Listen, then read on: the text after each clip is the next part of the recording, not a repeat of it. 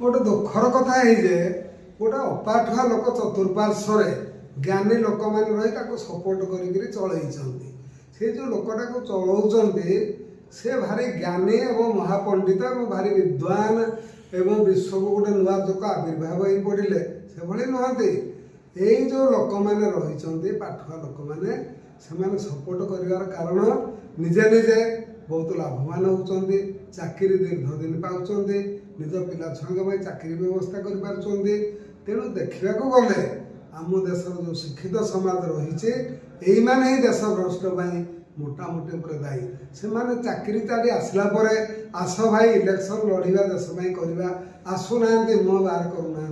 कहीं तो दुर्नीति करके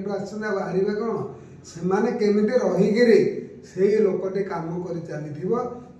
चारिपटे खंजणी बजाई लाभ नौ बदनाम जाऊ ता ना